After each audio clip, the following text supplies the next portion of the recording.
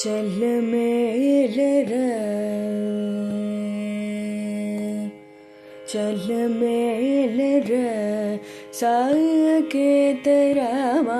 జలమేలర సాకేతరామా జలమేలర సాకేతరామా జలమేలర సాకేతరామా చలమేలర సాకేతరామా.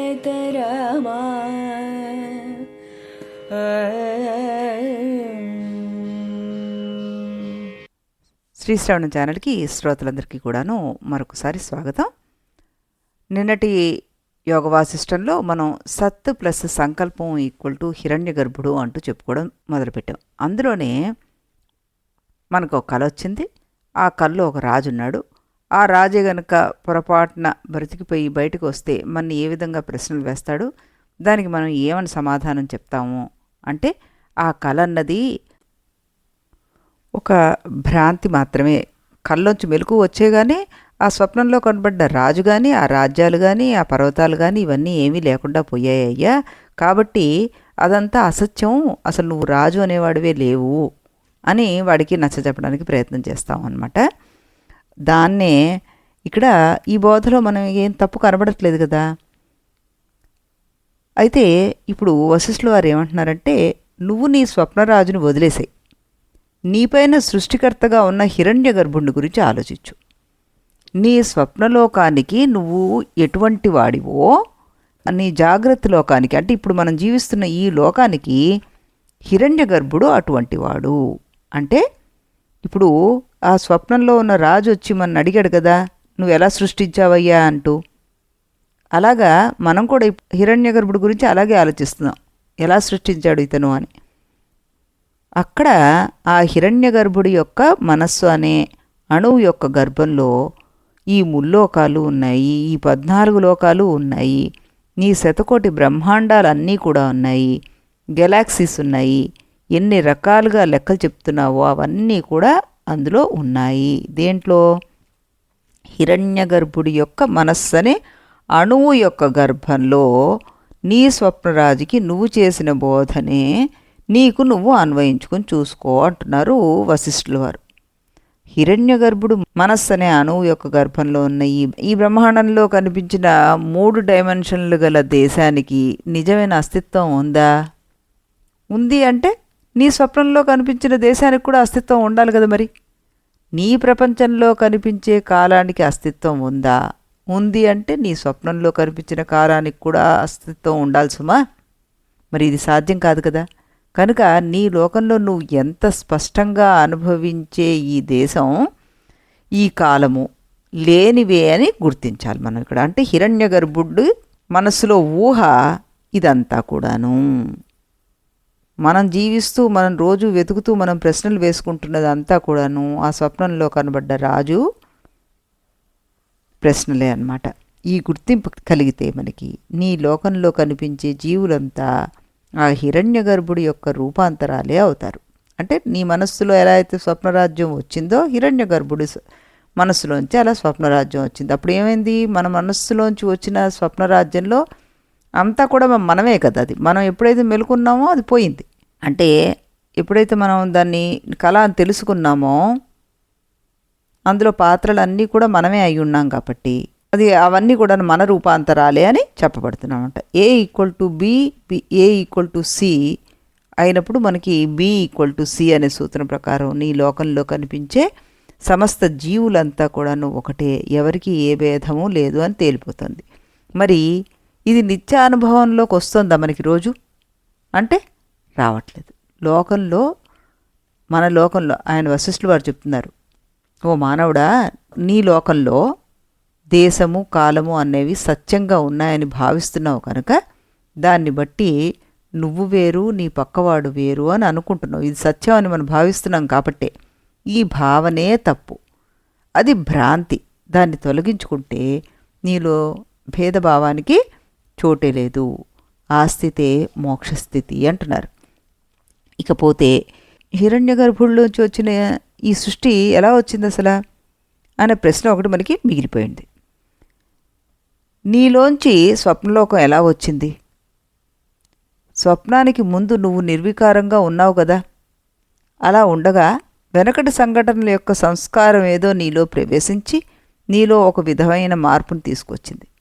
తక్షణమే బ్రహ్మాండమైన స్వప్నం ఒకటి నీకు వచ్చేసింది. అందులో ఒక సృష్టి జరిగిపోయింది. ఈ స్వప్నలోక సృష్టికి కారణం ఎవరంటే స్వచ్ఛమైన నువ్వు ప్లస్ వెనకటి సంస్కారం. ఈ ప్లస్ ఏమిటి? ఇదే మాయా. ఇది ఎవరిని ఆశ్రయించి ఉంది? ఎవరిని ఆవరించి ఉంది? స్వప్నలోక జీవి అనేవాడు ఒకడు లేకపోతే ఈ మాయకి అస్తిత్వమే లేదని చెప్పాల్సి వస్తుంది.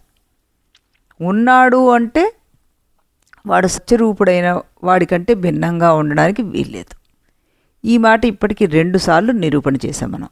కనుక స్వచ్ఛరూపుడైన వాడి నీకంటే భిన్నమైన అస్తిత్వం లేని స్వప్నజీవుణ్ణి ఈ మాయ ఆశ్రయించుకుని ఉంది అని చెప్పాలి అన్నారు వశిష్ఠుల వారు. చాలా చక్కటి వివరణ, చాలా నెమ్మదిగా చక్కగా చెప్తున్నారు. అర్థం చేసుకోవడానికి మనం ప్రయత్నం చేయాలి.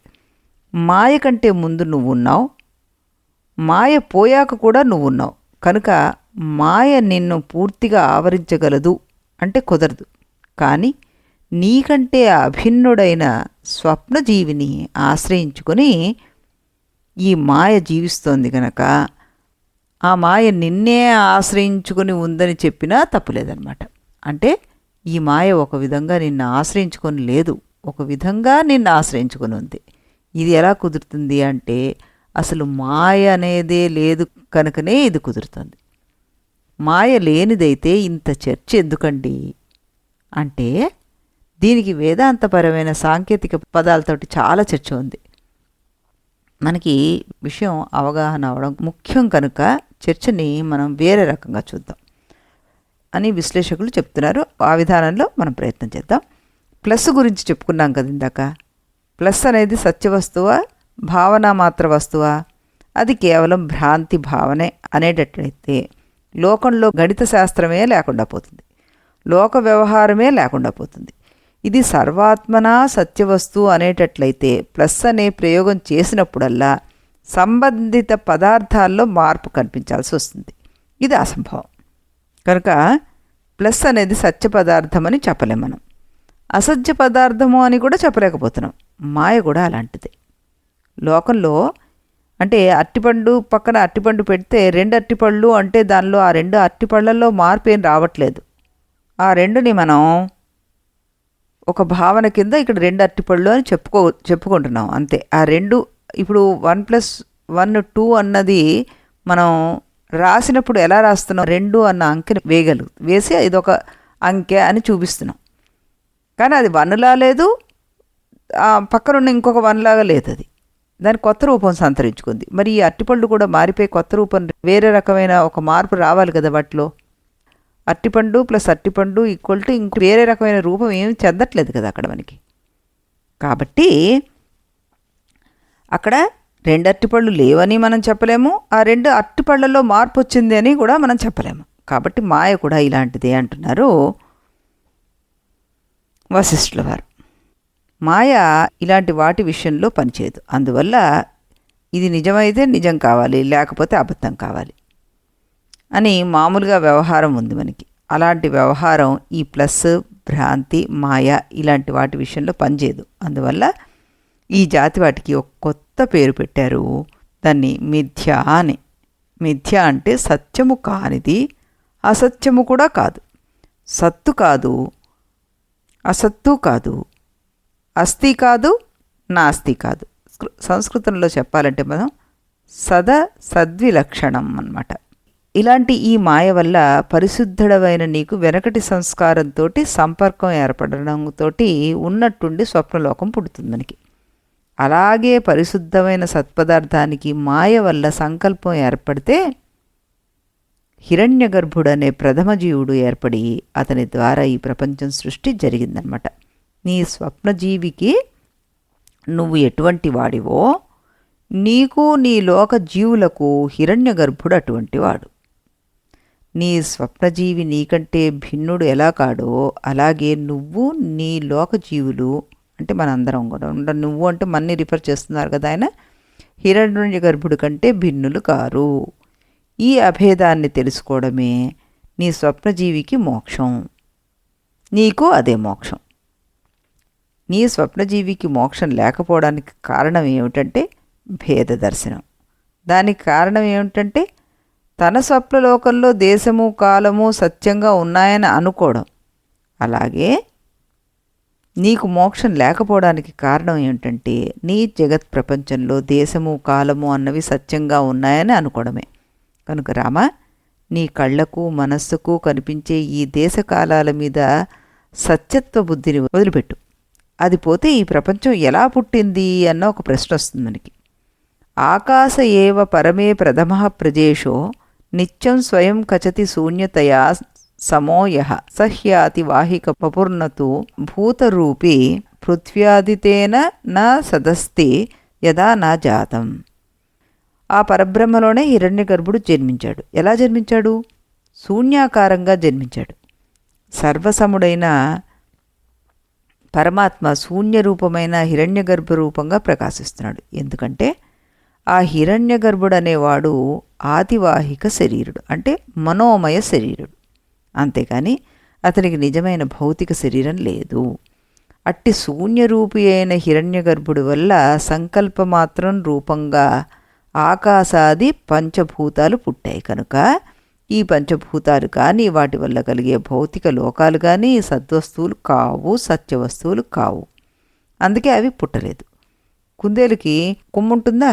ఉండదు కదా. అది ఎలా అయితే పుట్టలేదో, కొమ్ములు ఎలా అయితే రాలేదో అని వశిష్ఠ మహర్షి ఈ 13వ సర్గను పూర్తి చేశారు.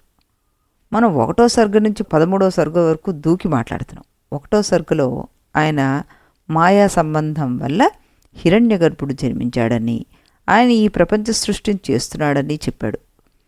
ఇలా చెప్పడంలో గల అసలైన ఉద్దేశాన్ని, ఉపపత్తిని 13వ సర్గలో లింక్ చేశాడు. కాబట్టి మనం అది చెప్పుకున్నాం. మొదటి సర్గలో సత్పదార్థానికి పేర్లు, మాయకు పేర్లు చెప్పి దృశ్యం అనేది ద్రష్టలోనే ఉంది అన్నాడు. దానికి వివరణగా ఈ 13వ సర్గ వచ్చేసింది మనకి. అందుకనే మధ్యలో సర్గలన్నీ వదిలిపెట్టి డైరెక్ట్గా మనం 13వ సర్గను చెప్పుకోవడం జరిగిందనమాట. ఇక మధ్య సర్గల్లో అంటే 2 నుంచి 12 వరకు విషయాలన్నీ విభిన్న కోణాల్లో ఆయన చర్చించారు. అందులోనే మనం 2వ సర్గలో ఆకాశజోపాఖ్యానం అన్న ఒక చిన్న కథతోటి ఆయన ప్రారంభించారనమాట. ఆ కథని మనం రేపు చెప్పుకుందాం. ఇదే సమయానికి ఇదే ఛానల్లో రాముల వారి కీర్తన ఒకటి విని దాని తర్వాత మనం ఈ కథలోకి ఎంటర్ అయిపోదాం. అంతవరకు సెలవు.